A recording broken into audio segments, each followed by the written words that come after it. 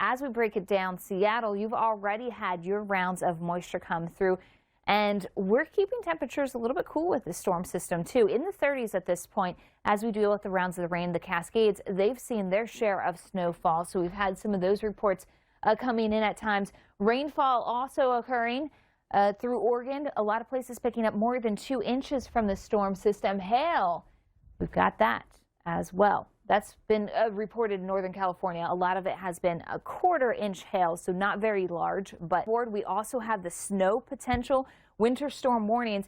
Pink, this is actually a blizzard warning. So we have that for the High Sierra. And on top of all of this, what you're noticing is there's not as much watches or threats for flooding from the storm system. There's going to be rain in through California. A lot of places will pick up less than an inch, but a couple spots, especially in the foothills, will squeeze out 1 to 3 inches. However, this storm system, the focus is on the snow, especially when you're talking about several feet of snow above 5,000 feet. Passes shut down from this storm system.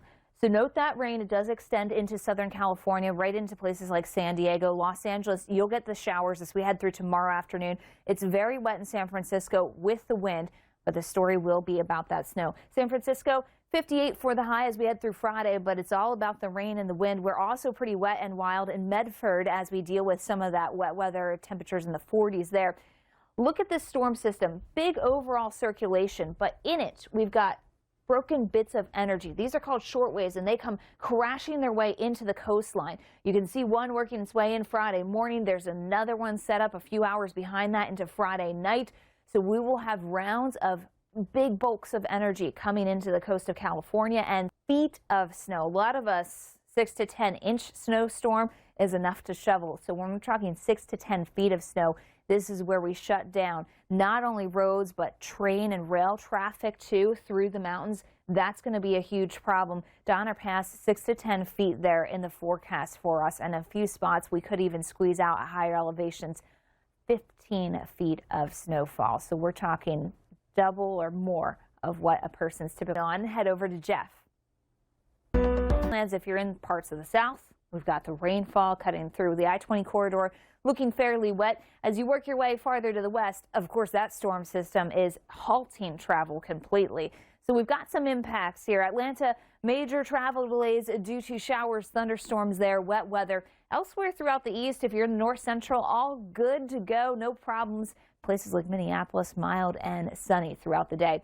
Meanwhile, Seattle, it's showers likely. We'll also see some of those delays from rain in Portland as well as Boise with a few snowflakes to start off the day. Salt Lake City, it's about the winds. And Reno, it's a couple of different things. We've got snow to start off the overnight hours into the early morning. Transitions to rain. The wind continues.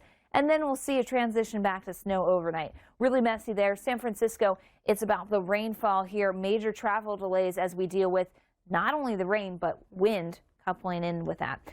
Minor delays through the afternoon. Los Angeles, you get a few afternoon showers. It doesn't put us on our morning commute slowdown, but there are other spots that will be found. Texas, Houston, a morning shower or two, and Memphis also waking up to that passing morning shower. So expect some slowdowns there. We could actually have a flurry trying to mix in some other locations. But ultimately, the story is rain and cool down in the southeast. Nashville, a little wet, minor delays, major delays, more with that wet weather in Atlanta. The upcoming days, if you're taking to the skies, flight cancellations, I should say, should be between 50 to 100, and we stay below that 100 level, typical winter day for us. After a temperature plunge across, see what's going on around our world. Firefighters in Australia are battling huge wildfire that has forced thousands of people to evacuate. Head into your weekend, and we know that the weekend throughout the West is going to be pretty active. You can see Friday, Saturday, that's where we have a lot of the stormy weather as we go through California. Some of this will linger into Sunday, so it's not just over. But then as we go to the weekend in the north central tier of the nation towards the Great Lakes, the numbers are just up, up and away. We're talking record challenging high temperatures, plus we'll be adding in, at least in all locations, numbers that are 15 degrees above historical average in many spots. St. Louis 77, Wichita 79, Chicago making a run at 70 degrees as we close. Waiting for winter, we've gotten it the past couple of hours. Lake effect snow kicking in, and that's where we found some of the snow reports. By the way, some of these snow reports, 15 inches of snow, so more than a foot of snow coming in with that lake effect band. That all dies down tonight. So if you're in the hole, you're still in the hole, unfortunately. Syracuse managed to pick up more than half a foot of snow from this. So our deficit now less than 5 feet, but we're still, again, far behind historical average for snowfall of the season. If you look at Cleveland, we're looking at 30 inches below historical average for this point in the season. Many places through the interior Northeast are at least a foot behind historical average. And we're not going to be adding any snow anytime soon.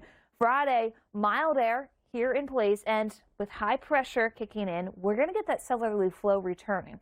So not only do the numbers go up, we're going to increase the clouds and the moisture because there's that stormy weather off towards the southeast, and some of that moisture comes into places like Columbus and Charleston as we go throughout the day. But check out Buffalo, 52 degrees. Again, no snow falling here. 47 in New York City with sunshine. Should be a pretty decent start to March. In like a lion, as they say, or in like a lamb, I should say. And who knows how it'll go out yet. But the story unfolds Saturday with at least a little bit of moisture. We're going to have the clouds, we're going to have the showers and the rainfall.